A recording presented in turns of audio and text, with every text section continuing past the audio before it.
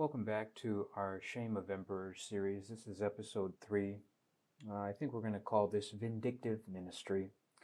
I don't want these to take on an excessively spiritual tone because we live in a secular country. And the point of this particular episode is to show how our first generation community has picked and chosen when to use ministry as a malicious weapon and when to use the American systems as defense mechanisms. Okay? I want this to be part. I did a series a long time ago. Let me check it out. I did a series a long time ago about the spiritual ambiguity that exists. I called it spiritual androgyny. In America, over the past decade and change, they've really tried to blend male and female characteristics into an androgynous form. And a large part of our political discourse has been about gender dynamics that have really not had a lot of deep merit behind them. From my perspective, as somebody who grew into it as an adult, as a young adult in my coming of age period, I consider this another form of, just like Columbia University invented the communist movement and started to push that ideology into American society to counteract traditional conservative American principles that were based in Christian ideology. I consider the modern gender ideology to be another Jewish version of that. And I should remind everybody that the book burnings that happened prior to the 1933 to 1945, that Holocaust period, they were regarding transgender type of information. And this is exactly what happened in Germany. And so the issues at play there are at play here. There's always some kind of effort to undercut the natural order of things. And remember, if you need proof or any kind of empirical data to show that what I'm saying is accurate, always remember that a tree is judged by its fruit. So when you take that extreme, let's say we complied with all of the gender ideology that's being pushed on us in the most progressive environments, progressive being the key word there. What's the end result of that? Can children be produced from that? No, you have to go through weird scientific ways of, making children happen without traditional procreation. And so the further we get away from traditional procreation, the further we get away from the natural order of things. And we see it all over our society. So we're going to bounce around a little bit. We need to. And since a lot of you people, this is, an Indian, South Indian Christian-based kind of thing. And a lot of you people are very, very intellectual and very smart and also very spiritual. So you should be able to grab a little tidbit from this video. Since you're enjoying the lynching, you should be able to grab every piece of data here, and you should be able to extrapolate on it. So let's start with Hezekiah again. Remember, we talked about the King Hezekiah who invited the foreign emissaries of Babylon into his palace, into his coffers, to see how wealthy he had become. And then what happened? Babylon came and made his sons eunuchs. Do you know what happens with eunuchs? You ever see Theon Greyjoy or whatever his name was in Game of Thrones?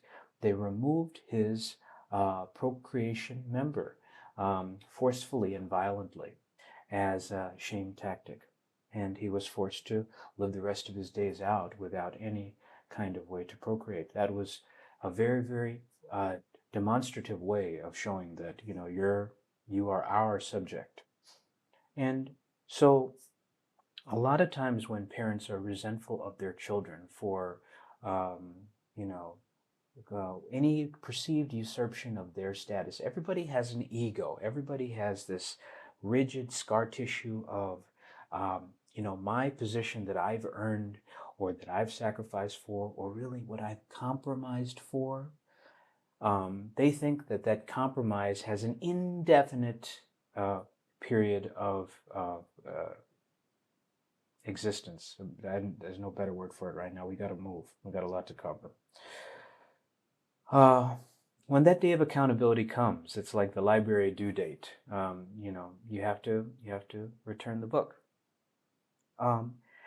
But if you have people under your care that want to preserve your dignity and your position of respect, there has to be some kind of emotional intelligence there if you are in a place of leadership to create a adequate succession plan. And that doesn't mean you have to give everything away. This is not a prodigal son situation where you're demanding inheritance from a living, relative or something like that. The least you can do is not steal. Theft is a Jewish thing, especially financial theft. They've done it for centuries in America to the African American diaspora. And we were talking about anti-blackness. And some Indians are so conniving that they think pro-Jewishness is a bonus feature of anti-blackness. So if they act as the Jewish community, and sometimes here in Illinois, the Polish community, and we should look into Benjamin Netanyahu's ancestry, a lot of that is commingled. And I don't think it's a crime to say that. It's First Amendment rights. Some Indians think that just because they take on the nature of those people, that's forgivable because it's the mainstream ideology here. It's not. Okay? Now, I wanted to be able to say this from a position of pure moral authority, from a position of somebody who ran sub 10 and sub 20 in the 100 and 200. Somebody that completely overcame all the physical obstacles. But I think if you people interviewed all the gold medalists on Team USA going back to 2000, and you asked them the work that I've done on the track, in the weight room, in coaching with my USA Track and Field certification, my competitive experience, and also the mathematical experience that I've infused into the origin of Texas movement performance, there is a good enough system of equations there to mitigate for any perceived losses in competition. And that's a level of merit that you have not earned. And so I'm using that level of merit as the foundation for what I'm saying right now. Jesus said it's easier for a camel to go through the eye of a needle than for a rich man to enter the kingdom of heaven. And another story he told about the rich man is, I need to build more storehouses for all my wealth. We never know when God will call us home. My mom, my dad, and myself went to the gym one Wednesday afternoon in July of 2023. We did not know that that was the last time that we'd all be together. Okay? So, we need to always be prepared for our number to be called. We're going to try to keep this under 20 minutes if I don't want to go too long. Business is about adding value for the lowest cost. One of the things Indian immigrants don't really focus on is adding value.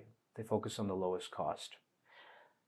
One thing the second generation American children struggle with is we want to be perceived as people who add value, not just people who look for the cheapest deal.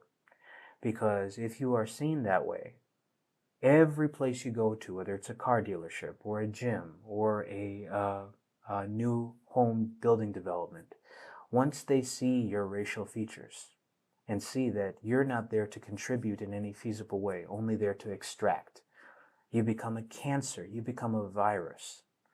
And first generation parents don't care whether their children are seen as viruses in the outside community, because they have full authority within the inside community.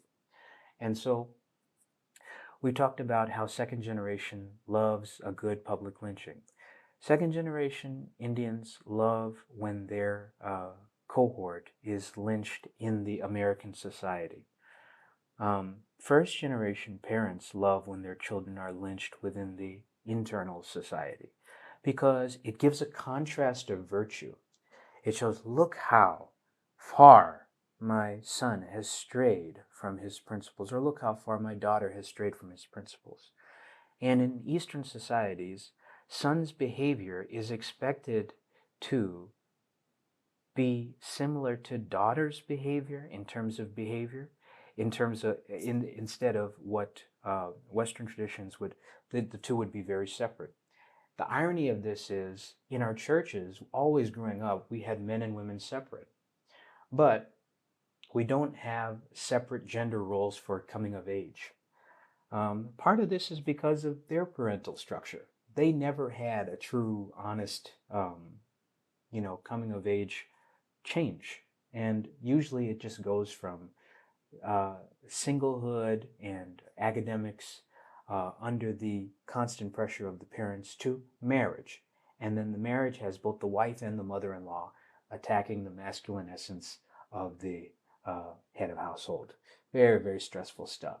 How you can make anything work in the bedroom is a miracle, going through all that type of stuff. So ladies, whether you're a mother or a wife, consider that if you want a functional home, or if you want a non-abusive thing, that starts with the man's self-esteem.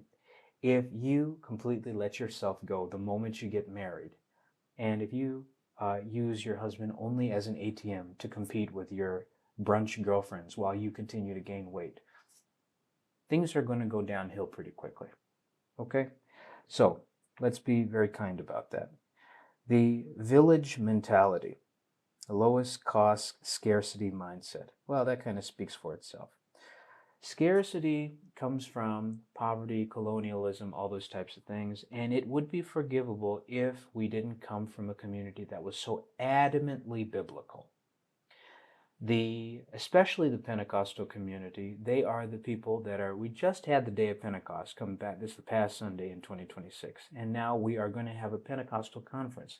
These are the people who have all the benefits of melanin, all the benefits of education, all the benefits of immigration, all the benefits of finances, and a complete working knowledge of the Holy Spirit. But you only use it as a whipping tool for discipline. To whom much is given, much is required. And that's a dangerous place for you to be at the end of your life. I got to leave it there. I'm not the ultimate judge. You are in trouble. And we get mad at Balenciaga and all these things for having these Moloch type sacrifices. What are you doing if not a Molech sacrifice? Offering up your children to preserve your levels of, I don't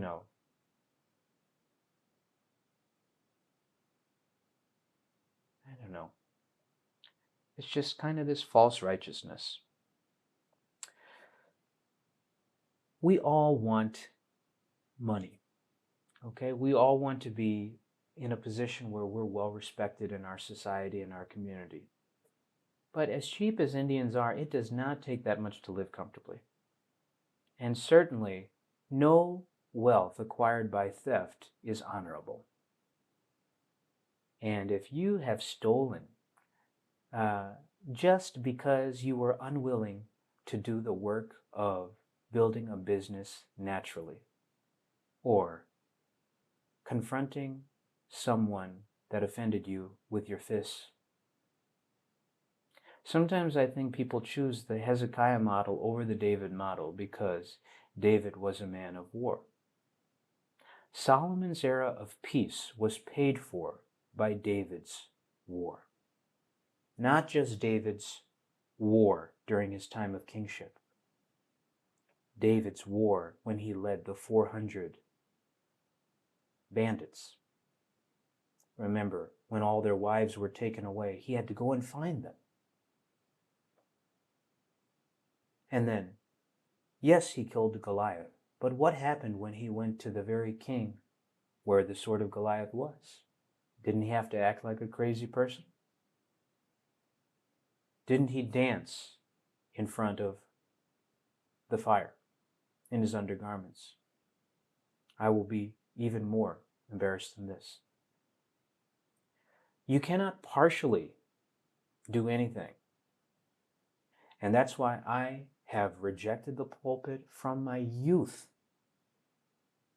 Because that kind of false presentation, when I know that that kind of piety is not in me naturally, I am not going to be anybody's role model when it comes to, I'm very Charles Barkley-esque in that sense. Okay? I'm not going to give either the first generation or the CIA the benefit of the doubt. Both of you are equally responsible, and they will give you up. So don't think that they're going to be as loyal to you as you were to them. I would recommend that you make things right as quickly as possible. Kids, we've got a lot to go over when it comes to what real masculinity is and what real femininity is as it pertains to the East and West blending together in best practices. Okay? What I've done with Texas Movement is try to establish a template from my perspective of what that might look like. Okay? So with regards to Texas Movement Media, a lot of this in the past 6-7 months has been me telling my story with regards to the difficulties I've gone through. These valleys that I've gone through, unfortunately, are the result of very unbecoming behavior from the person who gave me the book on moderation by Benjamin Franklin. And when we are in fear, we do very, very irrational things. The opposite of fear is faith, okay? You cannot just have faith in your money. The money that is being printed is losing value every day. And you need to always remember, the Jews did not create this earth, okay? They may be able to shadow ban, some of your social media and, remove opportunities from you here or there. But that is why we have community.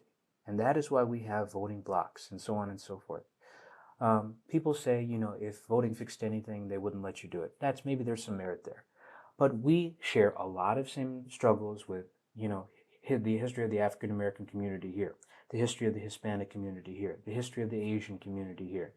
We are far better served working together with other communities that have gone through these same things, rather than holding on to our stupid, putrid, generational village habits. And especially for people who idolize spirituality, the Bible, and education so much and make it their entire life, there should be no excuse for these kinds of discrepancies in morality and behavior. And I personally believe that anybody in a leadership position that defends this kind of I never have the word when I want it.